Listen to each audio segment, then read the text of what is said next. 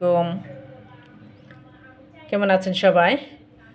আমি রেহানা পারভিন, রকমারি পাখির ঘর, আমার চ্যানেল রকমারি পাখির ঘর থেকে সবাইকে আমন্ত্রণ। আমি আজকে রুই মাছের মাথা ও শাক দিয়ে রান্না করব, সেই রেসিপি নিয়ে চলে আসছি। এখানে বড় একটা মাথা ছিল, মাথাটাকে আমি 4 পিস করে কেটে নিয়েছি, ধুয়ে লবণ হলুদ মরিচ দিয়ে মেখে নিচ্ছি। মেখে এটাকে আমি একটু হালকা করে ভেজে নেব। আর ওইদিকে আমি পুঁই শাক কেটে নিয়েছি, 1 আটি পুঁই শাক নিয়েছি, আর হলো 3-4টা বেগুন দিয়েছি। বেগুনটা শাকের ভিতরে দিলে শাকটা নরম হয় আর খেতেও ভালো লাগে, একটু অন্যরকম হয়, তাই একটু অন্যরকম করে রান্না করব। ওইটাই আপনাদের সাথে শেয়ার করছি, আশা করি আপনাদের ভালো লাগবে। তাহলে চলুন রেসিপিটি দেখা যাক। এই যে আমি শুরু করে দিচ্ছি। মাছটাকে আমি একদম হালকা ভেজে নিব, এখানে বলা যায় যে না ভাজার মতোই এরকম। তাই আমি যে প্যানে রান্না করব প্যানটা চুলায় দিয়ে দিলাম, দিয়ে তেলটা গরম হওয়ার পর আমি মাছগুলি দিয়ে দিচ্ছি, দিয়ে একদম হালকা করে ভেজে নিতে হবে। এই যে এরকম করে শুধু এই পিঠ একটু হওয়ার পর আমি অন্য সাইড উল্টিয়ে দিয়েছি। তারপর একটু ভেজে নিয়ে তুলে নিব। সবসময় একরকম একঘেয়েমি রান্না ভালো লাগে না, যেমন সবসময় যে মাথা দিয়ে মুড়ি ঘন্টাই খেতে হবে এমন কোনো কথা না।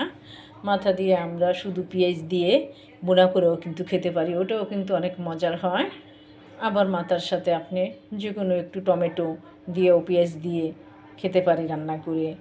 আবার শাক দিয়ে রান্না করতে পারেন, লাউ দিয়েও কিন্তু রান্না করলে হালকা ঝোল রেখে ভালো লাগে। তাই আজকে ভাবলাম আমি একটু বেগুন আর পুঁই শাক দিয়ে রান্না করব, ওইটাই আমি আপনাদের সাথে শেয়ার করছি। এই যে মাছগুলি আমার হয়ে গিয়েছে, এবার আমি তুলে নিচ্ছি। এই যেভাবে তুলে নিলাম সব কিছু। আশা করি আপনাদেরও ভালো লাগবে। ভালো লাগলে ফুল ভিডিওটি দেখবেন, লাইক কমেন্ট শেয়ার করে পাশে থাকবেন। আর আমার ভিডিওটি ফেসবুক থেকে দেখে থাকলে আমার পেজটি ফলো করে দিবেন, আর যদি ফলো করা থাকে তাহলে অসংখ্য ধন্যবাদ আমার প্রিয় ও কলিজার ভাই বোনদেরকে। আর ইউটিউব থেকে দেখে থাকলে আমার চ্যানেলটি সাবস্ক্রাইব করে দিবেন, সাবস্ক্রাইব করে দিয়ে আমাকে এগিয়ে যেতে সাহায্য করবেন। আশা করি আপনাদের সাহায্যতে বা আপনাদের সাপোর্টে আমি এগিয়ে যাব ইনশাআল্লাহ। তাই আপনাদের ভালোবাসায় আমি উৎসাহিত পেয়ে যেন আমি আপনাদেরকে আর ভালো ভালো রেসিপি উপহার দিতে পারি, সেই জন্য আমার জন্য দোয়া করবেন। আর আপনাদের জন্য অনেক দোয়া ও ভালোবাসা রইল। আর যে যেখান থেকে আমার ভিডিওটি দেখছেন ভালো থাকেন, সুস্থ থাকেন, নিজের প্রতি যত্ন নেবেন, পরিবারের দিকে খেয়াল রাখবেন।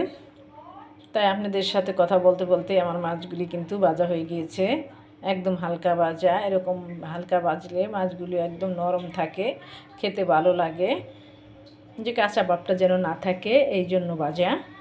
তাই আমি তুলে নিচ্ছি, সবগুলি তুলে নিলাম।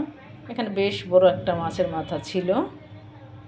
তারপর এভাবে যে তুলে নিচ্ছি, তুলে নিয়ে ওই প্যানের ভিতরেই আমি সব কিছু দিব। এই যে মাছগুলি দেখেন, বেশ বড় একটা মাথা ছিল। এটা শুধু হালকা ভেজে পেঁয়াজ দিয়ে টুকুনা করলেও আমার কাছে ভালো লাগে। তারপরে যে আমি পেঁয়াজটা ওই তেলের ভিতরেই আর একটু তেল দিয়ে পেঁয়াজ মশলা সব কিছু দিয়ে এই যে শাক আর বেগুনটা আমি একসাথে দিয়ে কষিয়ে নিচ্ছি। তারপরে যে মাছটা দিয়ে দিলাম, দিয়ে শাকটা একদম অল্প হয়ে গিয়েছে আর বেগুনটাও শাকের সাথে একদম নরম হয়ে গিয়েছে। তারপর শাকের সাথে মাথাটা দিয়ে একদম আমি মাছগুলি ভালো করে নেড়ে নেব, আর অল্প পানি দিব, যাতে মাথাটা একটু যদি কাঁচা থেকে যায় সিদ্ধ হয়ে যায়। এভাবে করে খেয়ে দেখবেন, খুবই মজার হয়। এতটা মজা তা বলার মতন না। তাই আপনাদের ভালো লাগলে আমাকে কমেন্ট করে জানাবেন, আশা করি ভালো লাগবে। ভালো লাগলে ভিডিওটি শেয়ার করে দিবেন প্লিজ, আর পাশে থেকে আমাকে উৎসাহিত দিবেন যাতে আমি অনেক দূরে এগিয়ে যেতে পারি। আর এই যে দেখেন এইরকম পানি দিয়েছি আমি, মনে হয় 1 কাপ থেকে 1.5 কাপ পানি দিয়েছি। তারপর 3-4টা কাঁচামরিচ হাফ ভেঙে দিয়ে দিলাম, দিয়ে যে ভালো করে নেড়ে নিচ্ছি। দেখেন মাশাআল্লাহ কালারটা এত সুন্দর আসছে, আর শাকটা খুব ভালো ছিল, একদম কচি। আর দুইটা বেগুন যে দিয়েছি, বেগুনটা কিন্তু একদম শাকের সাথে মিশে গিয়েছে। আর খেতেও মাশাআল্লাহ অসাধারণ হয়েছে। আশা করি আপনাদেরও ভালো লাগবে। ভালো লাগলে আপনারাও রেসিপিটি ফলো করে রান্না করে খেয়ে দেখবেন। এই যে দেখেন আমি এরকম ঝোল রেখেছি, আর মিনিট খানিক জাল করব, তারপর নামিয়ে নিব। এভাবে আপনারাও করে খাবেন, আপনাদেরও ভালো লাগবে।